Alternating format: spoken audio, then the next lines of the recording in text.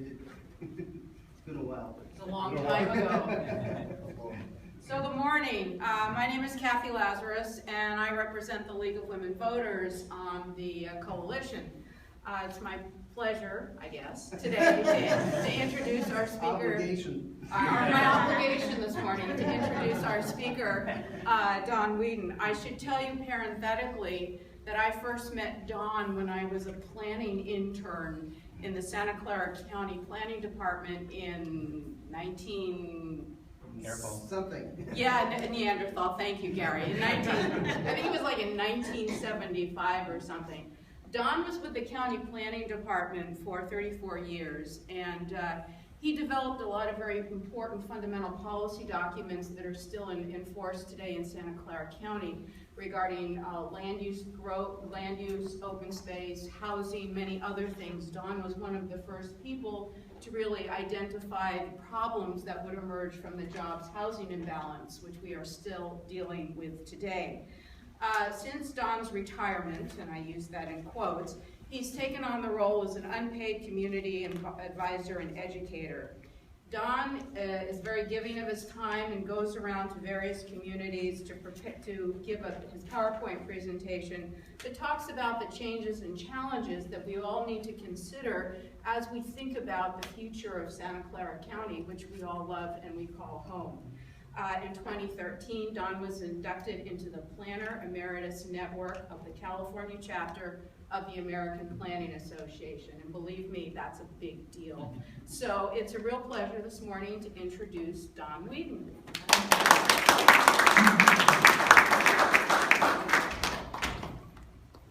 Good morning. Let me just take a moment or so to get the technology all turned on here, and let's even see if that works. Hopefully it won't squeal too much. All right, is that working at all? Yeah. Oh, hallelujah. Well, thank you, Kathy, for that introduction. You didn't have to bite your tongue too much to say those words. We've known each other a long, long time. Glad to see you all here this morning. We're going to be taking a brief trip into the future. What does the future of Santa Clara County look like? Because we are, as the basic premise of my presentation is that we are at a transition point between eras. And I'll explain that in just a moment. I think the best way to do this is just to get started on it and start with a few brief announcements. I'm not here to tell you how to plan your city. I don't know that much about Los Altos. I live in Mountain View, but it's your city is your territories, and so that's not my job today to say, well, here's what you should do downtown or any other place. In fact, my talk isn't specifically about Los Altos. It's about the county as a whole. But what happens throughout the county will also impact Los Altos. Now, the goals of my presentation this morning are threefold. I want to describe some of the forces that cause places to change over time, identify some major forces currently changing Santa Clara County, and suggest how we can make Santa Clara County 3.0, as I refer to it, even better than 2.0, which is what we've lived with for the past 50 years. I'll start with one of my favorite quotes about planning, about the importance of being proactive and not just letting the future happen. And that is, when it comes to the future, there are three kinds of people. Those who make it happen, those who let it happen, and those who wonder what happened. Clearly, based on your mission statement this morning, you are a group that wants to make it happen. So I'm very pleased to have the opportunity to speak with you this morning. I'm going to give you a summary of my presentation. Basically, everything I have to say can be summarized in the following 6 or 8 slides, something like that. First point is somewhat obvious, but places change over time. They change as a result of both internal and external forces. Most of the time, the change that occurs in the community is gradual, but sometimes it's more abrupt and more rapid, and that's what we're going through right now, is one of those periods where things are more rapid and more dramatic. And that marks, those sorts of changes mark what I refer to as the difference between eras, and I'll explain that in just a little bit. But we are about to enter a new era, which is a new era of growth and development in Santa Clara County. And it can be characterized as an era in which we are becoming a more hybrid place, both urban and suburban place, a bit of both, or Santa Clara County 3.0 as I refer to it.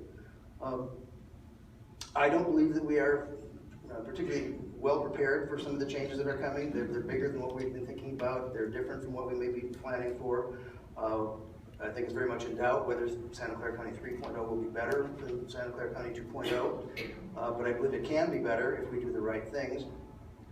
And so those are the basic points I'm going to be making. That's the basic premise of my whole presentation, is we're at the era of change. It's very much up to us to decide how the future plays out and through the planning we do in our individual local communities. So first, some just sort of generic background about the evolution of places. And when I say places, I could talk about it at any different geographic, a number of different geographic levels. I'm focusing particularly on the county level, Santa Clara County in particular. As I indicated in the summary, places are shaped by many forces, a combination of internal things that are going on within the community, as well as external forces that we have less control over, perhaps. These forces, my shorthand as a planner for the things that shape our communities are the winds of change. It's just kind of a cutesy way of sort of summarizing all of the different demographic, economic, geographic, political, legal, technological, environmental, and even philosophical forces that shape the way we plan our cities and the way they evolve over time. These winds of change are blowing constantly. Sometimes they're blowing gently, and changes occur very slowly and over a period of time. Sometimes they blow more forcefully and bring about changes in more rapid fashion. That's where we are right now, as the winds of change have never been, in recent years, been blowing as forcefully as they are today. During normal times, cities don't need to do a lot of adaptation. It occurs slowly over time. But when we enter periods like right now where we have structural changes occurring, we need to adapt to them. We can't simply say, well, we'll wait until the cycle plays itself out and things will get back to normal, because we're headed towards a whole host of new normals. What we've taken for normal over the last 50 years, say, will no longer be true in many cases, and so we need to adapt to that. We can't simply wait till things go back to the old normal, because they aren't going back. Some of the forces that bring about change in communities are demographic. Some of them are economic opportunities, such as the gold rush that brought people from all over the world to this state. Sometimes it's a lack of economic opportunity driving people away from other places. Sometimes it's transportation improvements that make it easier for people to get across the country. Transportation technology changes. Communication technology changes. Natural forces. 1989 earthquake that knocked down the Embarcadero Freeway opened up a whole new possibility for San Francisco in the way it redeveloped its waterfront. So sometimes changes occur in rather violent ways. Sometimes it's changes in technology that make a difference. For example, one of the major ones that has impacted this country was the development of air conditioning. I mean, without that, the population of Arizona would be either 5 or 6 right now, I think. It would not have been possible without air conditioning. People would not have wanted to live there. It can be changes in the local economy, as in this case in Santa Clara County, we evolved from an agricultural economy to a high-tech economy. It's changes in land economics that as places become more built out and more desirable and continue to be desirable, the natural economic reaction is to build up and build bigger. So all of these things are working in various combinations and changing over time to reshape the places we live in. So that's kind of the basic philosophical premise of the presentation. Let's get into some of the specifics here. Talk about the evolution of Santa Clara County. I'm referring to Santa Clara County 3.0 as a new era, and by era I mean it's the dictionary definition that's a long, distinct period of history of a particular feature or characteristics. And I think Santa Clara County has gone through 3 eras, we're about to enter into the 3rd. There was the pre-suburban era, which is 1.0. The suburban era that we're just evolving out of right now is 2.0, and the urban suburban era is 3.0, and that's what we're heading into.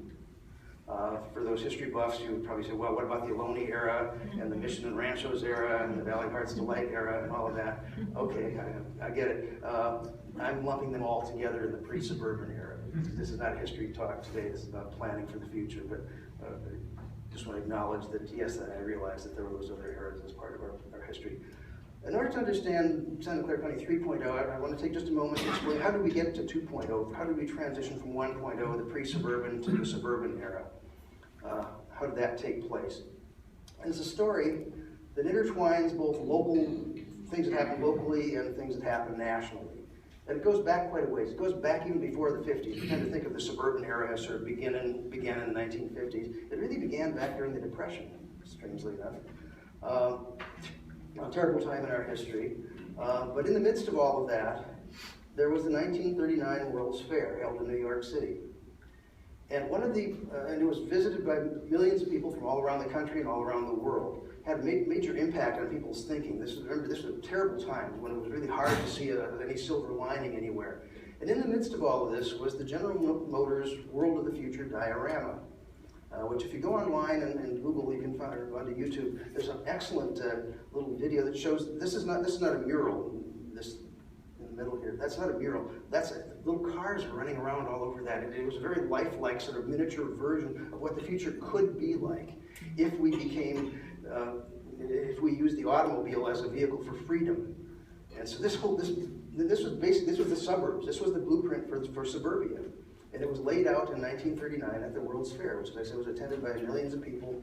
And if it hadn't been for the Depression and World War II, we'd have started building it probably right away, right then. But obviously, both of those events intervened. And during that same time, the Depression and World War II, we were not reinvesting in keeping up our properties and homes and buildings and infrastructure in cities, so our cities were decaying. And so we went through this period where the suburbs were sort of delayed in their initiation. They would have happened much sooner had it not been for World War II and the Depression. But the war eventually did come to an end and things changed. And there were a number of things we needed to react to as a society. One of them was the need to provide peacetime employment for our returning veterans who needed jobs. And we couldn't just keep building tanks because there really wasn't much market for them after the war was over. We also had to build housing for the baby boom families, to house the families and the young children.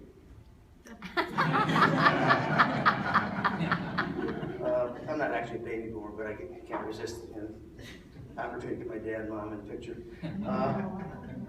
There was plenty of vacant land throughout the country and cheap gasoline. Back then, gas was under 30 cents a gallon in most places. And we developed the interstate highway system back in the beginning of the suburban era. It was originally intended for defense purposes to help us get troops across the country quickly if we were invaded.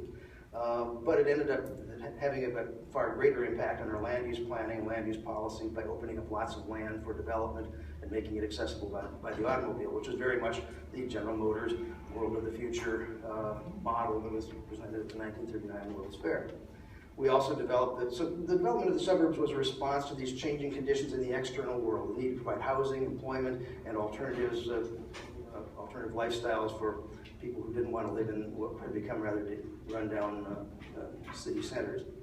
We also had here in California a great many World War II veterans who either were stationed here during the war or passed through on their way to the Pacific, to the war in the Pacific, who, when they came back, when the war was over, decided, you know, California or Iowa? California, not a difficult choice for most people, climate-wise or otherwise. And fortunately, there was also the beginnings of our aerospace and electronics industry here in Santa Clara County, which provided employment, which is a magnet pulling people. There's no point moving to a place you can't get a job. There were jobs here. Not only good climate and all that, but jobs. And there were companies willing to build housing.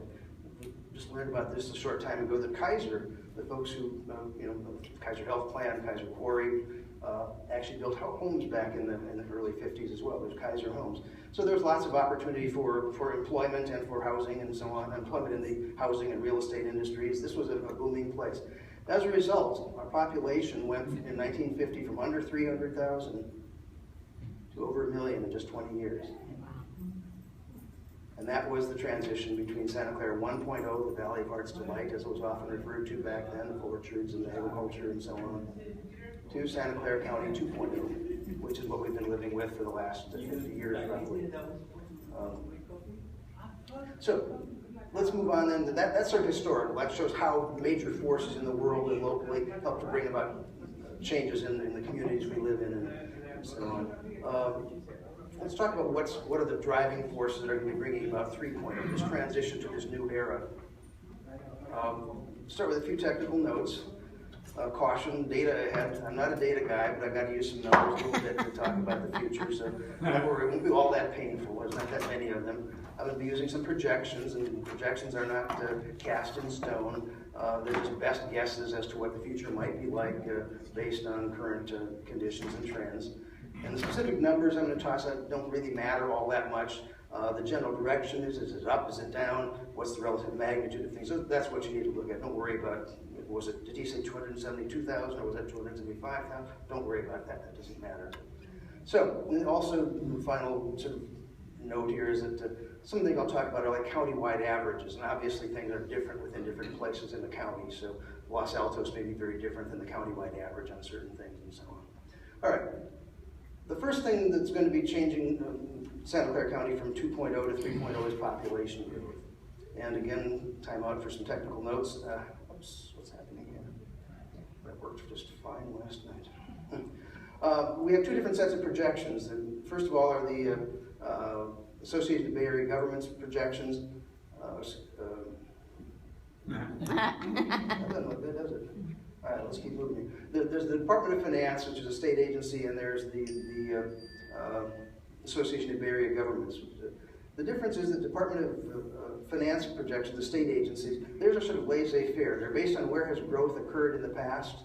So in other words, if we didn't build enough housing for our workforce in Santa Clara County and we'd force them all to move to live in the Central Valley, that's what the Department of Finance forecasts are. Simply if trends continued as they were in the past, what would happen? Whereas ABAGs are policy driven, where should that growth occur? If Santa Clara County is going to build create all these jobs, they ought to also be responsible for providing housing for those workers. That's the basic philosophy underlying them. And that's required by the ABAG, is often villainized, but what they're doing is implementing what is state policy and state law that they're required to carry out. The result is that the ABAG forecasts are higher than the Department of Finance projections. Department of Finance says 273,000 more people over the next 15 years, between now and 2030. ABAGs are 320,000. Again, don't worry about the absolute numbers. The good news is that the average works out to be about 300,000, so let's just go with that. Use that as it really doesn't matter which of the others is going to prove to be true. Probably neither of them will be exactly right. But just to get a sense of the magnitude of things, 300,000 people, well, what is that? That's 2 more Sunnyvales, primarily in the North Valley. And the reason it's in the North Valley is the second force that's driving us into Santa Clara County 3.0, which is limited land supply. If you look at a map of Santa Clara County, this is what it looks like basically, aerial photo. Palo Alto, north, San Jose, central, and Gilroy in the south. About 2/3 of the land mass of Santa Clara County is hillsides and mountains. We're not going to accommodate a lot of population by building new cities or major subdivisions up in the hills or mountains. Plus, we don't really want to. We've decided that keeping them as open space is more important to us as a community and as a county. That leaves then the South Valley or Coyote Valley, and for any number of reasons, that's not likely to be where most of the growth occurs, which basically leaves only one place, the North Valley. So essentially, that 300,000 population growth will be occurring between Palo Alto and San Jose in that general area. So here's roughly what it looks like. This is our current population. Adding 300,000 more people looks like that. Only it's not going to be out at the periphery somewhere like that diagram sort of indicates. It's going to be scattered throughout our communities. It will be causing changes within each and every community in the valley to some degree or another. So that's the second thing. So population growth is the first one, limited land supply the second. Third one that's bringing us into 3.0, into Santa Clara County 3.0, is job growth. We are fortunate here to have had and continue to have a very healthy economy. And that local economy gives us a high quality of life, both in terms of the incomes it provides for local households and the revenues it provides for local governments. So you can't underestimate the importance of that. Just ask places like Detroit what it's like not to have a healthy economy. And jobs are people magnets. Where you have jobs, you bring new jobs, brings new people. So that's going to be an ongoing part of the equation. Additional factor that's moving us towards Santa Clara County 3.0 is the aging of the baby boom generation. And to explain that, I'm going to go really global, literally, for a moment here. Over the next 15 years, roughly, the world's population is projected to grow by another 1.4 billion people. Kind of an overwhelming number. But probably not for the reasons that most of you are thinking. Oh, we're just having too many babies. We're going to get people to have fewer babies, whatever. The reality is that the number of births worldwide has been steady for the last decade. It hasn't been going up. It's not like that there are more and more kids being born. And it's projected that that will remain constant or relatively level over the next decade. Well, how can our population be growing when we're not having more babies than we were in the past? We're looking at the wrong end of the age spectrum. We're sticking around longer. And for many of us, that's a darn good thing. Wouldn't want it any other way. if you look at it's an increased life expectancy is a major force in terms of global population growth. Back in 1900, the average life expectancy at birth on the planet was only 30 years. 2000, it was up to 67 years. Improved nutrition, sanitation, health, and so on. United States in 1900, average life expectancy was 47 years. Now it's up to 77 years or so. So, what difference has that made? Well, in the United States over the last decade, roughly, for every young person who's been born who's under age 18, we've added 4 seniors. In California, looking ahead, California's population over the next 15 years is projected to grow by about 5 million more people. Or roughly 5 more San Jose's, another way of thinking about it. But it's not going to be distributed evenly among all age categories. In fact, it looks like this, that if you take the additional 5 million people and say, well, compare the current population in each of these age groups with what it'll be in 15 years, roughly 2/3 of California's population growth over the next 15 years is going to be in seniors. Never before have we seen that phenomenon in California or anywhere else in the country. Big changes, big in any number of different ways. What that will mean, for example, is that for every person we add under age 18, we'll be adding 9 seniors. Here in Santa Clara County, here's what the forecasts look like from the Department of Finance, is that over the next 15 years, the vast majority of our county's growth, our county's population growth, will also be in that senior category, roughly 2/3 again.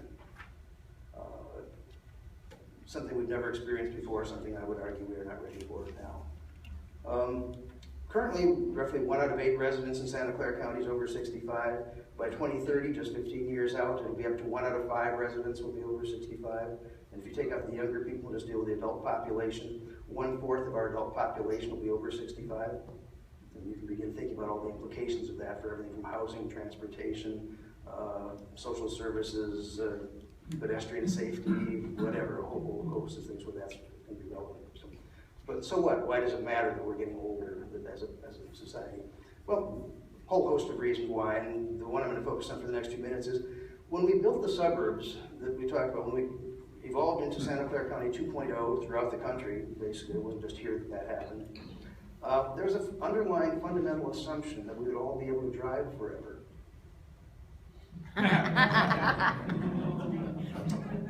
Well, maybe not. The data shows that 1 out of 5 Americans over age 65 doesn't drive. And many more cut back on driving when gas prices go up. So the assumption that we're all going to be able to drive forever isn't necessarily correct. In fact, if you look at it, a woman in this country who reaches roughly early 70s has on average another 21 years of life expectancy. That's the good news.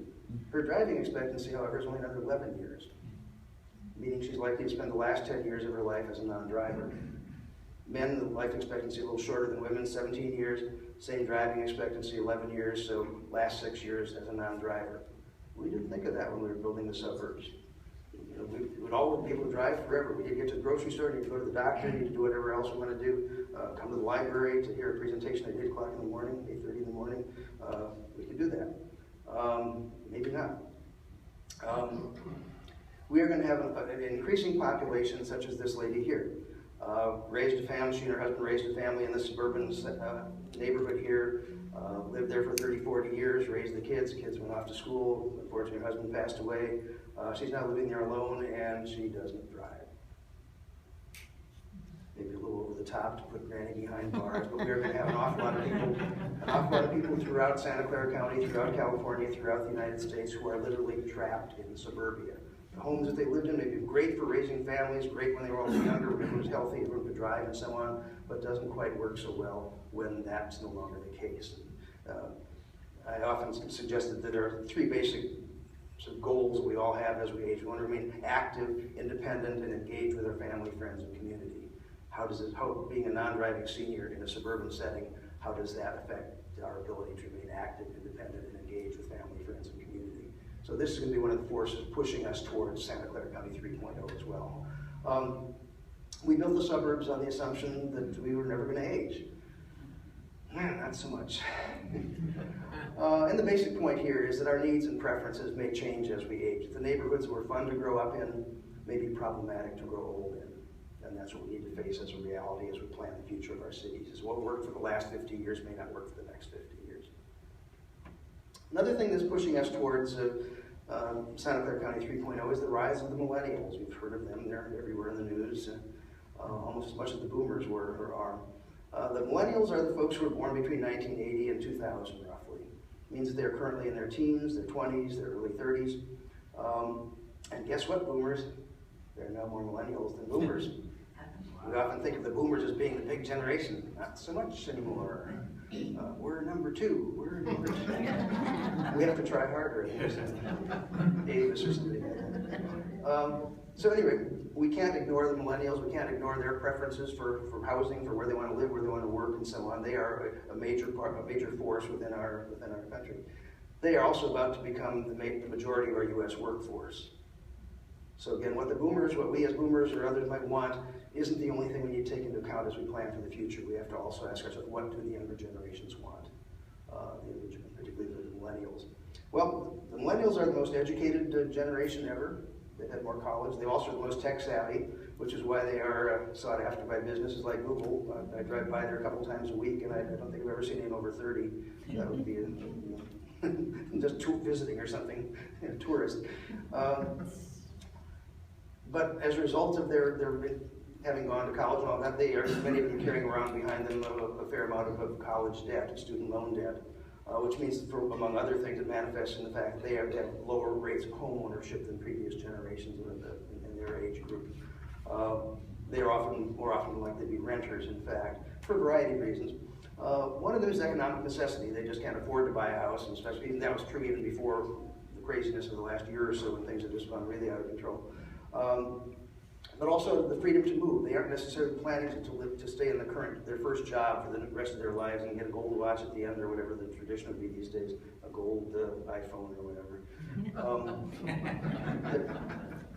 They want to be able to move because their next job may be in Portland, their next job may be in Austin, and owning a home kind of keeps you have to sell it in order to move, and they just don't want to have to deal with that. Plus, they also saw what happened to their parents' homes, the idea that the American dream, you buy a home and it'll keep going up in value forever and ever, and that'll be your retirement. They aren't necessarily buying into that. They've seen that it's not necessarily guaranteed that home prices always go up. Maybe in this area they do, but look around the country and all the homes that went down in price and mortgages were underwater and all that sort of thing during the subprime meltdown of a few years ago. So they're more likely to be renters. We need to factor that into account. And so one other thing I just want to mention that I didn't include in here, but I should, that the percentage of households in this country with children is another significant factor to consider. Back in the 60s, when the Ozzie and Harriet generation, those of you who know who I'm talking about are of a certain age, that was the typical American households, was mom and pop with 2 kids living at home.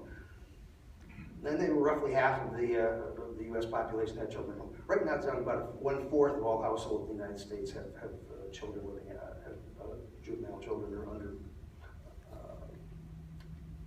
under adult age children living at home. We'll leave out the adult part as a separate thing. So we need to be planning for a future in which we're going to have more single person. We already have many more single person households. There are 3 single person households for every household with families with children nationwide and county-wide, and again, those averages may vary from city to city, but that's another thing that's driving force. People can't, if you're a single person, you can't necessarily buy a house in the suburbs, even if you wanted to. Maybe on some of the Google salaries you could come close, but even that's in this area is a challenge.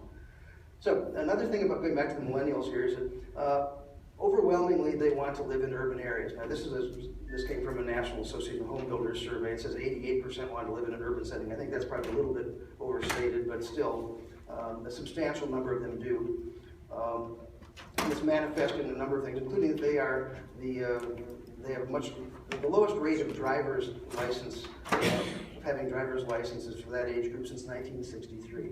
I heard a talk last Monday night in Cupertino, and the college professor at Stanford said that of his graduate students, half of them don't have driver's licenses and don't tend to get them. Their lifestyle, their expectations, the kind of communities they want to live in are very different than what we have built over the last 50 years. So that's another force that we bring about major changes.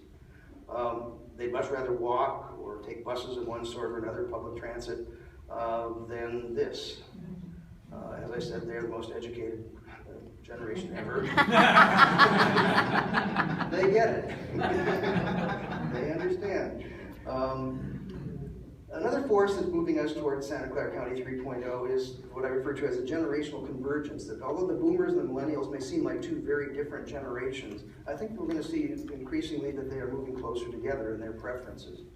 If you divide development, particularly residential development, into drivable suburban versus walkable urban, clearly the millennial generation is strongly on the walkable urban side. That's the kind of communities they want to live in. What about the boomers? Well, we built the suburbs for them after all. Why, how do they feel about it? Well, a lot of them are looking at their futures as they enter their senior years. Many of them are already on Social Security or getting to the age where they could apply for it. Many of them are looking at their two-story house, and those stairs look steeper every year. They're looking at that and say, gosh, I really don't want to spend a lot of time driving around and dealing with that kind of traffic. I'd rather be able to live in a condo or something and lock the door and take off and spend a month with the kids and the grandkids somewhere. So I think a number of boomers are relocating. Now many of them want to stay in their current homes, and that's fine. I'm not suggesting that one thing is preferable to the other. I'm just sort of describing the world as it's been evolving out there. But those boomers who decide to move are not likely to be trading up. They're not looking for a house with bigger rooms and a larger yard to maintain. So that's not going to happen. So of the boomers that decide to move, increasingly, they're on the side of walkable urban also. So again, you're having this convergence. The millennials are clearly already there, and more boomers who are looking at their futures and deciding really a walkable neighborhood meets their needs better than the drivable suburban do. As good as that lifestyle was for them when they were younger, it may not be appropriate or may not meet their needs as they get older. So toss out a couple hypotheticals. Imagine you got a letter from this couple here, and the question is, are we creating the choices for the aging boomers? My wife and I have lived in our single-family home for the past 40 years, but now we want to move to a neighborhood where we can continue living an active lifestyle without owning an automobile. Does your city have a neighborhood like that we can move to? Or consider the similar question from a pair of young millennials. We are the young professionals who have the skills and knowledge that your high-tech economy depends on. We prefer to live in vibrant urban neighborhoods where we can live active lifestyles without driving a car. Does your city have a neighborhood like that we can move to? Those, to me, are one of the fundamental questions that cities need to be asking as they plan for the future. Do you have the sort of lifestyle options, choices for people to make, whether they're boomers or whether they're millennials, to live in places that aren't dependent on the automobile? So these are the forces then that are moving us towards Santa Clara County 3.0: population growth, job growth, limited land supply, aging of the boomers, rise of the millennials, and a variety of other things I didn't have time to get into. Let me pick up the pace here and toss out some prescriptions. How do we bring about a better Santa Clara County? How do we make Santa Clara County 3.0 better than 2.0 as we deal with accommodating two more Sunnyvales within the existing urban area and all? First thing we need to do is to think about changing attitudes. We need to be realistic. Change is coming. These things that I've talked about here are not something we can close our eyes and they'll go away. We need to recognize that change is coming, and it's coming fast. We need to be owls. We need to be wise and responsible as we address it, not ostriches ignoring reality, nor geese opposing all change. We need to be eagles, building for current and future generations. We need to be optimistic. We need to be able to imagine a better future. Some of us think, well, how could anything be better than suburbia? My God, it's the pinnacle of Western civilization. Maybe not. Maybe it doesn't meet all of our needs as we go forward. Maybe we do have to envision something beyond the predominantly suburban communities. We need to use our imagination to see a better future beyond the status quo. We need to get beyond the sort of sloganeering, well, we don't want to become like Manhattan. That's sort of a meaningless slogan. If you look at the choices, Manhattan and the suburbs are at opposite ends of the spectrum. There's an awful lot of options that are at the lower end there that we haven't necessarily been building enough of.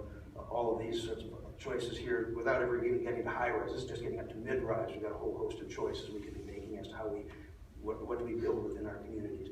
So we need to stretch our civic imagination and think of ways that our communities could be even better while they continue to grow. I often hear, well, we're a built-out community, what can we do? Built out doesn't mean game over. San Francisco was built out in the 1800s. Healthy communities are constantly evolving and changing. The fact that it was built out in the 1800s didn't mean they shut the doors and went home, turned off the lights. We can't do that today either, regardless of how built out our local communities are. We need to accept the dilemmas of growth. It's neither good nor entirely good nor entirely bad. It's a two-edged sword. It has some positive aspects, it has some negative aspects. The positive is that it brings economic prosperity to us, frankly. The negative is it also brings a number of challenges. The negative is it brings unwanted changes to our community, perhaps, but it also brings the resources that allow us to make the changes we do want to make. It may bring more traffic, but that also creates the opportunities to create more walkable, transit-friendly neighborhoods through new development, if we plan wisely. It brings more people, but that's more workers for new workers for our workforce, especially as the boomers retire. Someone's going to need to fill their jobs, or the jobs could go away, and that isn't necessarily good for our economy. So some folks say, well, we just got to stop growth because of these negative impacts. Well, keep in mind that if we stop growth because of its negative impacts, we may also be ruling out its positive impacts and creating other problems we haven't even thought about. We need to overcome our fear of density. Density is a scary concept in the suburbs. You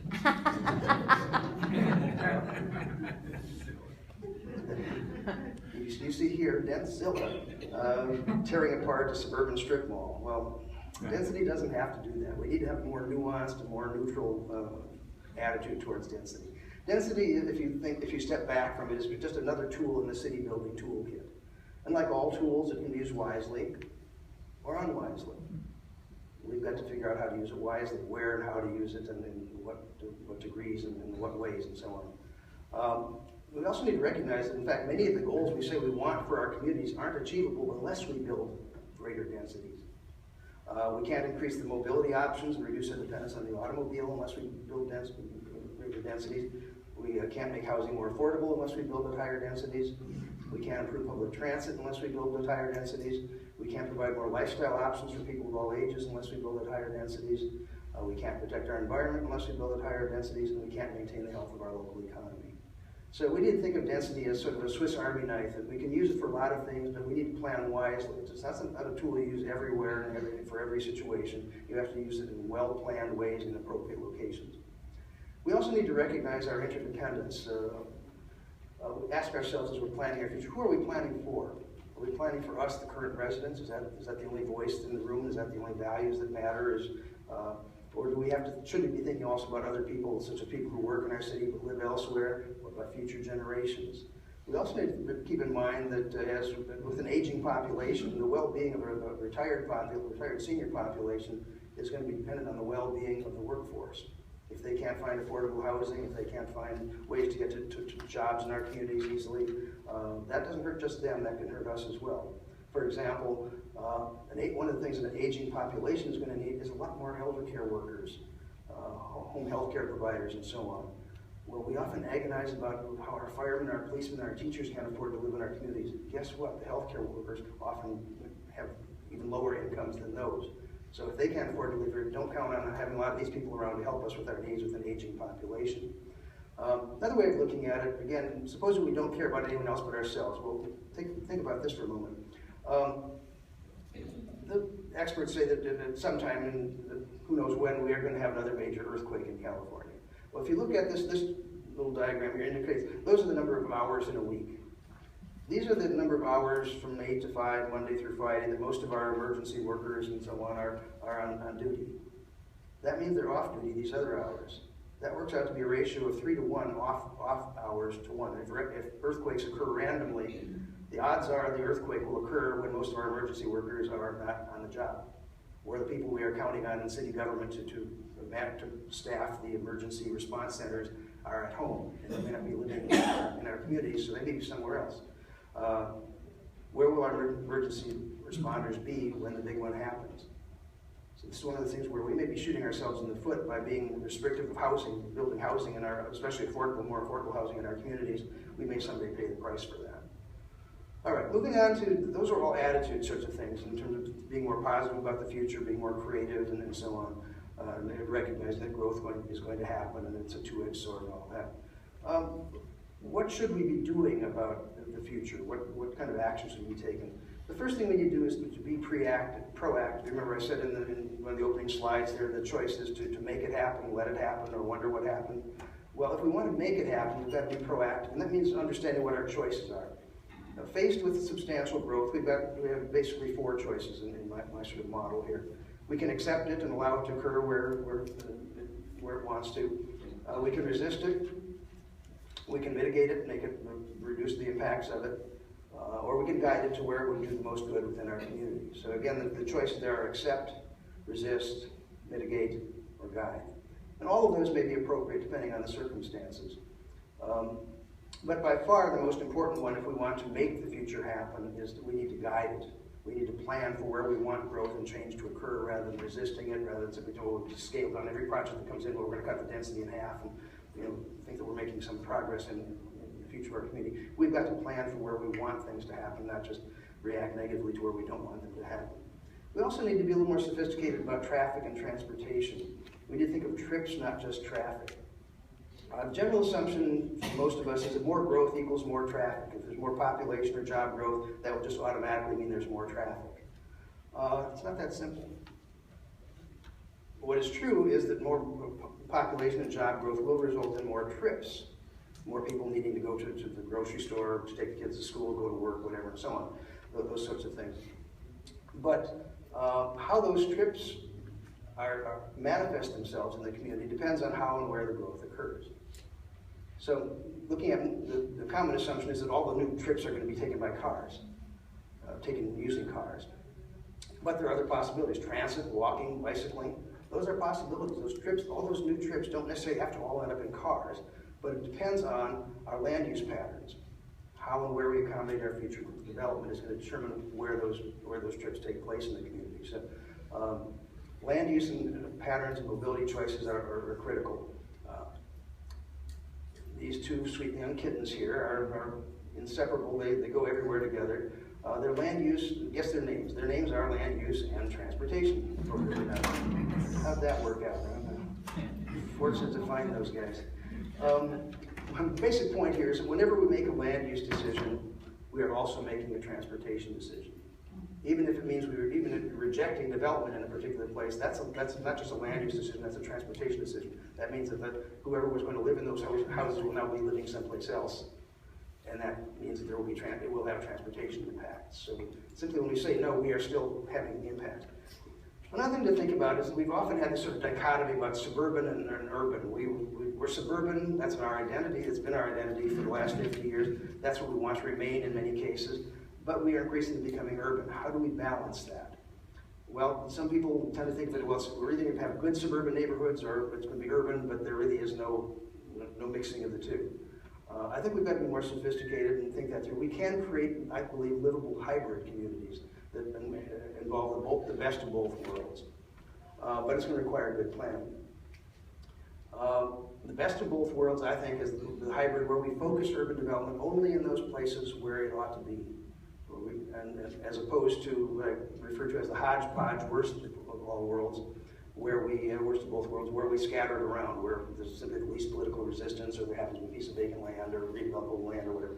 We need to focus, if we want to minimize the adverse impacts of becoming more urban, if we want to preserve the suburban character of our communities, the irony is that we have to create great urban neighborhoods to preserve great suburban neighborhoods. That's the trade-off we need. That's one of the trade-offs we need to make. So here's sort of, it's not an either-or, it's not a binary either-or choice. It's a spectrum, a continuum from hybrid to hodgepodge. And the real question for each community is where will your city be on that? Are you focusing your urban development in a limited number of appropriate places where you can create great walkable urban neighborhoods, or are you sort of scattering it around wherever there's either the least political resistance or whatever rationale you use? We also need to focus on, this is critical for me to say as a planner, we need to focus on placemaking, not just planning. There's a big difference to me. Planning by itself doesn't create great places, simply determining what the densities and setbacks and height limits and all that sort of thing, an architecture review and so on. That doesn't create great places. Placemaking is about creating environments that people enjoy being in. It involves creating unique places that are unique, interesting, memorable, pedestrian-oriented, as opposed to automobile-oriented, comfortable and safe. We need to think of it in terms of creating habitat for humans is what we're doing. As we build out our communities, we are creating places for people to live. And the question is, what will maximize the benefits to the humans? Recognizing, among other things, that we are an innately curious species. We want to see different things. We're always kind of, in fact, interestingly enough, the places we go on vacation are often far more urban than the places we live, because they're more interesting. Think about that. What if we could create interest? What if we could get Italians to come to the U.S. to visit our communities? It doesn't happen much except to have a picture taken in front of the Google sign out in Mountain View or whatever. But we could be creating better places than we have. We've got the money, the resources to do it, and have had over the last couple of decades. I would argue we've not created a lot of great places in Santa Clara County. Some good places, but not great. To create great places, we need to make an explicit goal. It's not the default. It doesn't just happen by itself. We need to think at the neighborhood and district scale, not just parcel by parcel. We need to become better at planning and reviewing proposed developments. We need to ask ourselves some questions like, how will people use and interact with this place as pedestrians? Not just does it meet the standards of our ordinances, but how will this work in the real world? How will people interact with it? What will make this place special? How many of the residents' needs will this special place meet? And how does the proposed development contribute to the creation of great urban neighborhoods? So, one of the other points here is we need to get good at doing urban. We've been doing suburban for the last 50 years. That's been the heart of Santa Clara County 2.0. We are now moving on to the urban era, and we do recognize that planning for urban development and planning for suburban type of development are really two different things. Being good at one thing doesn't necessarily transfer to the other. Having been good at creating suburban development doesn't mean we're going to be good at creating urban neighborhoods. We need it requires us to develop a new mindset, a new skill set in terms of how we review projects. It's going to require bringing the public along with us, informing the public to make them more knowledgeable about the need to create great urban neighborhoods and what it takes to create great urban neighborhoods, and get them committed to a vision for a better future that they can support, so we don't have to fight, tooth and nail over every single development that comes through the city. Basic point here is that the suburban mindset and skill set are different from the urban mindset and skill set, and we have a steep learning curve to overcome to get there, to really do it well, and we don't have a lot of time, so we need to get good at that as soon as possible. My simple mantra for what kind of communities we need to be planning for is we need to plan to become intelligently more urban, not just more dense, not just with more people and so on, but we need to become intelligently more urban, do it wisely. We need to recognize that we are a transition point from being predominantly suburban communities to becoming this hybrid thing, and we need to make that transition intelligently for our own sake and for future generations. We need to create new urban communities that are livable, green, and urban, is my mantra. All three of those attributes matter. Those are the building blocks for sustainable cities that benefit everyone in the community. Each of those adjectives, the livable, the green, the urban, have a variety of characteristics in them, but our basic checklist should include all three of those components. And what I'm talking about is not some sort of exotic thing from future land, or it's not the sort of thing that General Motors would have come up with necessarily. It's really an American tradition. We've been building cities like this, walkable cities, transit-friendly cities. We used to do it, that was the main thing. We just need to update that model for the future. Planning for complete neighborhoods. Just a couple more points here. Understand the importance of thresholds. Thresholds, we're familiar with them in a number of ways in our life. It's, the threshold for being able to drink alcohol in most states is 21. You go to an amusement park and they have certain height minimums that kids have to be in order to ride certain rides. Those are thresholds. The same concepts apply to urban neighborhoods. If we want to create great urban neighborhoods, the ones that have a diverse selection of restaurants, shops, services within walking distance, and a full-service grocery store and all of that, lively pedestrian activity, convenient transit service, the threshold we have to overcome is sufficient population. Typically, when cities plan, well, we're going to do mixed use, we're going to require mixed use, and that'll solve the problems. Often what happens is we don't build enough of it, and we end up with all of this, apartments or condos upstairs and an unrented office space or commercial space on the lower levels. We need to think bigger. We need to avoid the temptation to underpopulate our neighborhoods. And finally, we need to act with a sense of urgency. It's not as though we are going to, the future doesn't arrive all at once, that we're going to have the same number of seniors from now until 2030, and suddenly there's a big spike. Where the hell did they come from? We are already becoming older, minute by minute, day by day, year by year, and we need to recognize that. We need to get moving as soon as possible. So a few final thoughts. We need to get comfortable with urban. That's clearly been a message throughout my presentation. It's not something that most suburban communities are comfortable with yet, but we need to be able to talk about it. Guess what the two scariest words in suburbia are? Density and urban. And even scarier, urban density. Whoa, all right. So I'd like you to participate with me for a moment in a brief experiment. A little sing-along, so to speak. Why don't you say it with me 3 times? Density, okay? Density, density, density. Very good, all right? You made it so far, so good. And now let's try the same thing with urban. Urban, urban, urban. Okay, now, look to your left. Okay, look to your right. Everyone okay? All right, well, what we've just proven here is that talking about density and becoming more urban isn't fatal.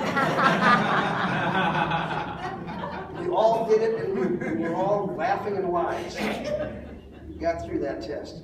And in fact, it's going to be essential that we be able to talk about the urban and densities if we're going to prepare for a better Santa Clara County 3.0. Because one way or the other, we are going to be facing some major changes and major challenges. And change isn't easy, it isn't popular. It won't be easy. It's going to require new perspectives, new attitudes, new skills, new ways of planning, trade-offs, transitions. And getting back to my point earlier at the beginning of my presentation about being the ones who make it happen, we need to take control and charge of how our communities change rather than simply letting it happen. We've got to make it happen, and that means we can't be just passive. If we don't drive the change will drive us. And we may end up someplace other than where we want to be. So we need to be proactive, which is what your organization was created to help do. And we need to do it for not just for ourselves, but for future generations. Final point is we need to each write our biographies that are worthy of, in ways that they are worthy of respect. And what I mean by that is, one of my favorite quotes from Lewis Mumford is that each generation writes its own biography in the cities it creates. In other words, future generations will either benefit or disbenefit from the way we plan the city we leave behind for them. So I just want to wish you all good luck in writing your biographies. Thank you for being here this morning.